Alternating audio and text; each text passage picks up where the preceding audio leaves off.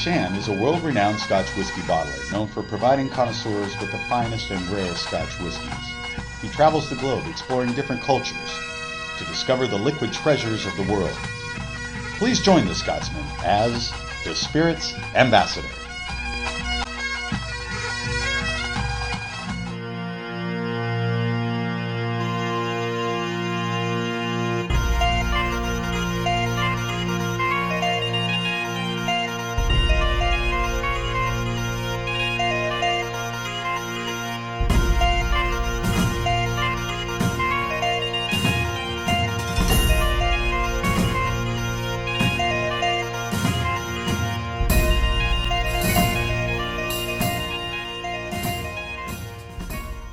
Where are we tonight? What's happening? We're here at South Pasadena, Mission Street, for the opening of the Duncan Taylor Luxury from Scotland shop, selling craftsman-made furniture and art from Scotland.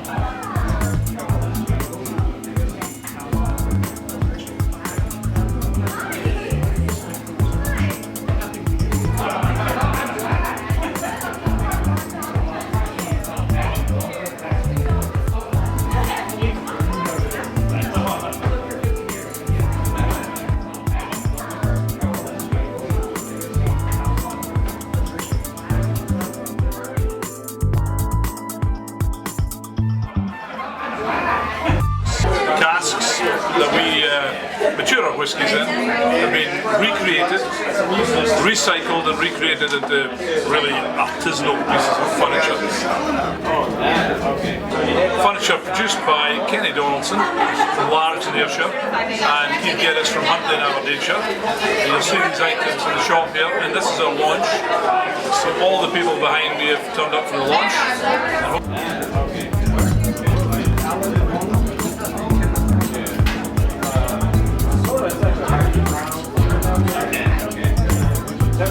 So are all the chairs made from original Scottish casks? Everything in here has been made, even that wardrobe behind you, has been made from Scottish casks.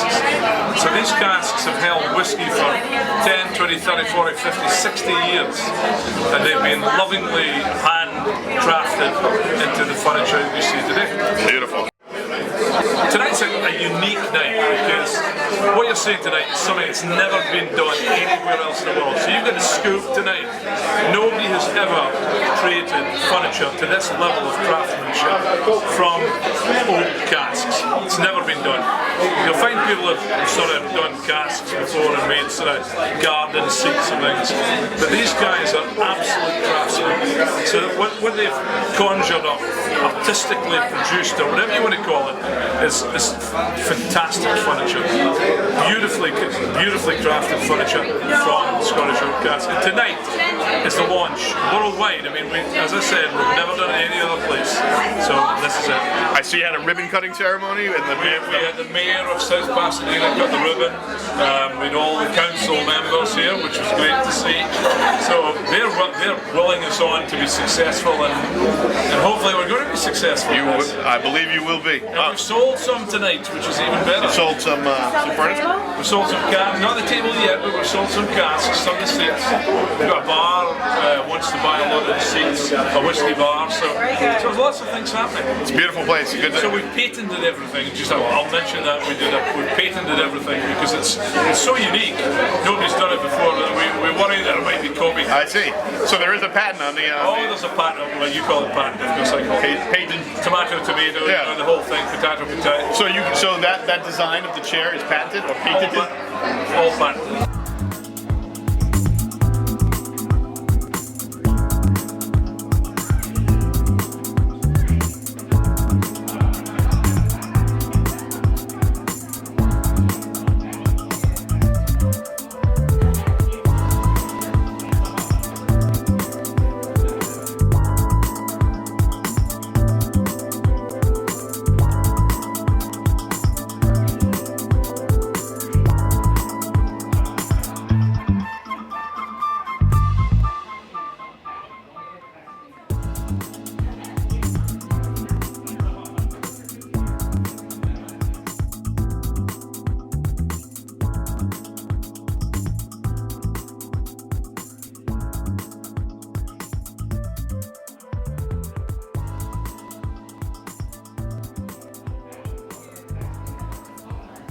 So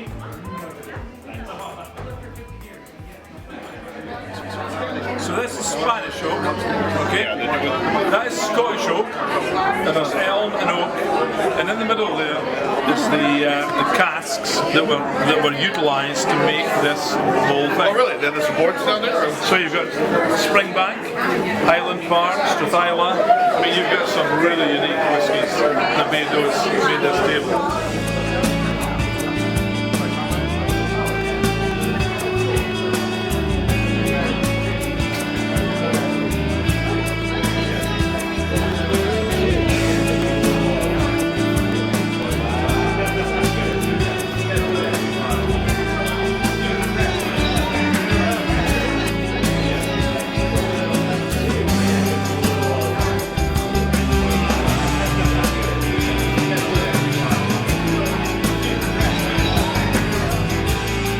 One quick question about the goings on upstairs. I know you guys, this is your business, your business center, your hub. What are you guys doing upstairs? Well, we've got a brothel upstairs. Nice. We've got a discount for friends. We do discounts for friends. You've got a thing called an epithelium up in the back of your nose.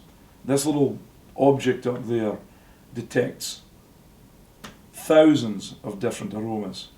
Your mouth only detects a few. Bitter, sweet, etc. But up there, when we select a whiskey in the warehouse, we nose it. You keep your mouth open a little bit to allow air to come through. You obviously have your nose open, don't suck it up your nose or you're going to be choking everywhere. Okay? And what that does is, the vapours coming off the whiskey coat your epithelium. That in turn, because your taste is in your mouth and your throat as well, all of these are concentrated into one sensory area, your epithelium.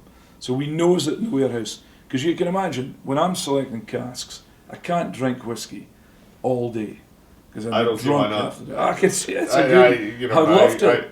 Sounds like a great job to absolutely, me. but you can't do it because I've got to drive home. Fair enough. And I've seen me many times doing it and not being able to drive home. But so what do you can see it's just doubled. It really the has. impact of that aroma is just doubled. It was almost so much less flavorful before. I mean, I could almost smell it. Yeah. So what do you, just to go very briefly onto the smell, what do you get in there? What do you smell? And I'll tell you if it agrees with what we would. I hate to be on the spot like this. Well, it smells like not cedar necessarily, but some type of wood. Wood, yeah. I can smell the wood. I couldn't smell it before. Yeah. I always like to think it's like sharp when you're a kid at school and you sharpen your pencil, and the little shavings, you get that the pencil smell. Yeah. You get pencil shavings, a little bit of honey. Yeah, I can smell. I was gonna say not fruitiness per se, but pear drops. Do you get pear drop sweets in the States? Yeah. Yeah, it smells. Yeah. Pear drops, very typical. And it's sweeter smelling now too. Before you put the water in, it was almost like rubbing alcohol. Honestly, it really was. And that's another thing. When you drink whiskey, a lot of people pour a whiskey and they'll slap a bit of ice in it and knock it back. Ice kills taste. You can imagine you put a bit of ice in your mouth, swallow it. You can't taste anything for ages. So why would you put whiskey? Why would you put ice in a beautiful whiskey if you're going to close off the taste? Is there a question about temperature? Would you rather drink it chilled, or is it just simply? I actually prefer to have my whiskies at room temperature. Okay. Because it allows the aromas to be released. It's room temperature. If your whiskey's cooler, it's not going to release the aromas. I see. Okay, so that's why another reason that's what I said, because that will cool down the whiskey as well. Well, are we going to drink eventually, or we're going to drink? It's going to be like a beer commercial. Exactly. It's going to hold it up the light. Before we drink, we say in Scotland, Slangevar. Which is bottoms up. Slangevar. Okay. Slangevar. Slange is the shortened version. Slange. So if you were to be drinking, if you're drinking in a bar anywhere in the States and you go Slange, you'll see if there's a Scotsman in the bar, you'll see his ears. Excellent. And then I'll let him buy him for his booze because he's not going to pay for that. And they'll come and buy you one. Right. But then you spend your money for the rest of the evening buying them. It's buying them, exactly, return. So anyway, here, Slange. Slange. No. You don't just knock the whole glass down like that. I just did. What are you going to do about it? I know, but you sip it. You're meant to savour it. It was good. I know it's good. There's more. I know. But after 2 or 3 of those, you won't be worried that it's vodka or tea. You've got to take your time. You've got to be sensible. Am I nursing it? Come on now. But the thing is, in life, everything, you can't, if you overdo something, it's just going to lead to problems. So you just take your time, savor it. All right. It's a social thing. What's the Well, I can sit, if I'm drinking something like a bowl. Yeah, how long would that take you in a normal setting? It'll take me about an hour. An hour? Just to relax. So my guzzle right there. But there's a lot of conversation. I mean, if you're sitting drinking it yourself and you're sort of watching the television in the evening, you'll just take your time, sip it, enjoy it. And the thing is, it changes in the glass. This will metamorphose. It'll change. Okay. It'll go from one thing to the next. As it oxidizes, it'll open up the whiskey. It really is quite good, actually. And you knows that now. I bet it's changed from.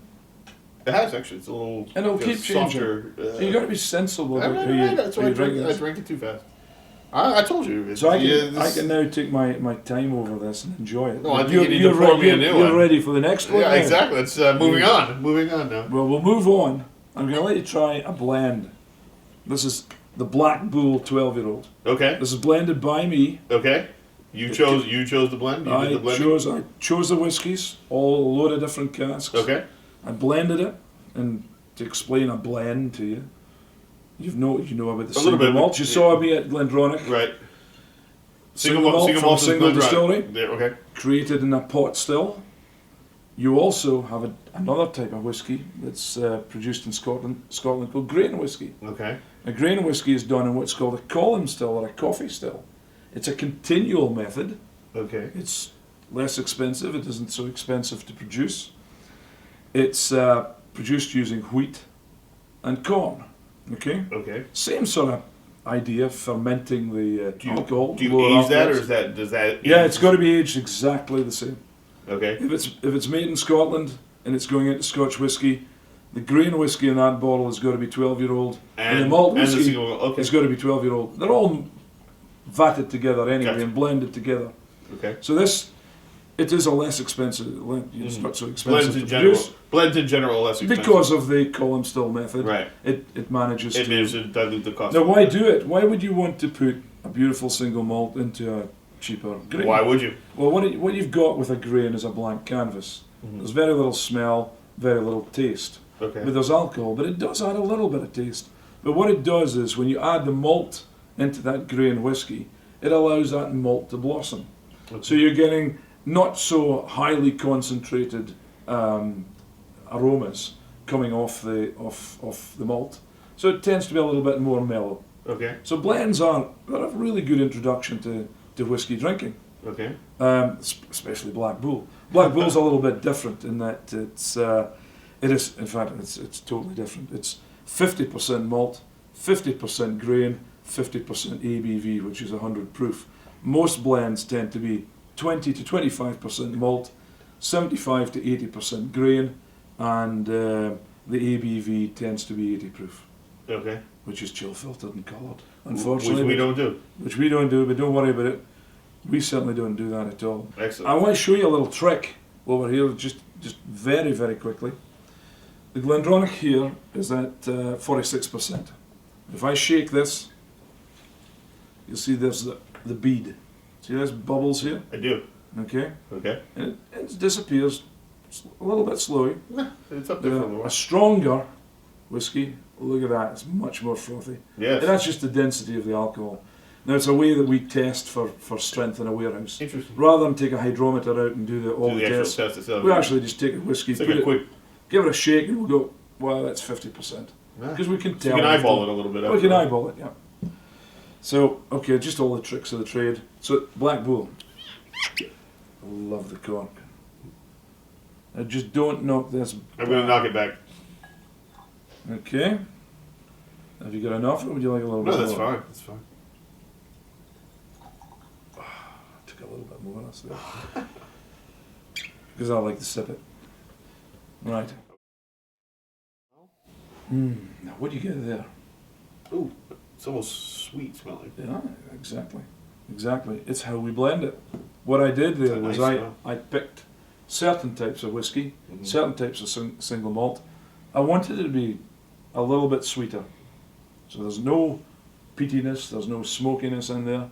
It's quite light, it's very Speyside. Speyside region tends to be a sweeter whiskey, medium bodied, and that's what's in the bottle here. It's been blended with some North British, which is a distillery in the middle of Edinburgh, and Invergordon, which are northern distillery. Grain distilleries, it doesn't matter where they're situated. Pretty much all produces the same bland sort of taste. So in here, Slangevar again. Slange. Just sip. A little bit of caramel smell, no caramel added. It's just got that beautiful caramel. It really does smell fantastic. Toffee. You get this toffee nose? I can see that. Well, thank you, Euan. I guess what I've learned here today. This is the beginning of your learning. Absolutely. experience. I need to. Honestly, I think I need to tag along with you because I feel like this. I still have so many unanswered questions. Yeah, exactly. Really well, if you didn't, I'd just be talking to myself. Perfect. Which is fine, but it's just probably more productive. But at the end of it all, I feel like I have so many questions. I mean, if we just scratch the surface here, I really do feel that way. I mean, there's so many things I still don't know about smokiness, casks. Just the whole. I'm sure there's so much you can add. So I look forward to tagging along and downing it back. And if I no, always remember you just sip and savor. Okay, sip and savor. It's hard for an American. We're gluttons. We put it down. Us Yanks. We do that. So sip and savor. Always take in moderation. Slange. Slangevar. Slange.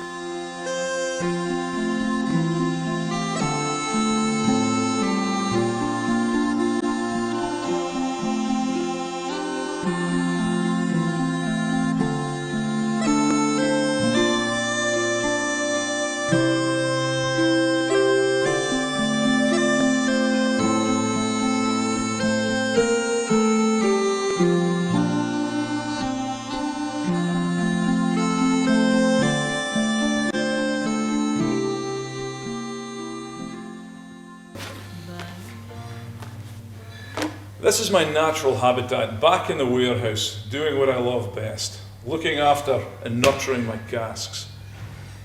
My family started up in this industry many, many years ago. In fact, possibly hundreds of years ago. Farmers, distillers, millers, timber merchants who made the rails that the whiskies held on.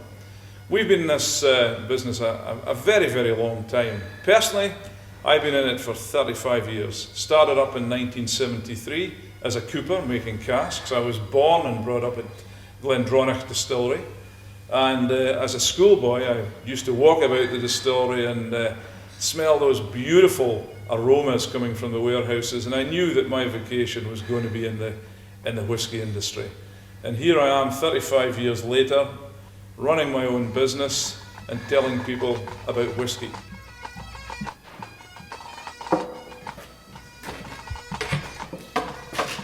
Duncan Taylor prides itself in the provenance of its whiskies.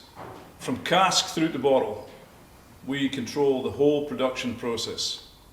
Scott, would you like to join us for a whiskey? This is a Port Ellen from 1981, cask strength Islay. And you can see with the bead that it is pretty strong, in the 60s probably, 61, 62 maybe. High 50s, definitely. Mark? You definitely get the sweetness coming through, and the smoke is there but not dominating too much. It's very light as well. Very light, fruity, floral. But there's definitely a creamy note in the background there. And then the smoke just developing as it kind of warms up a little. Mm-hmm.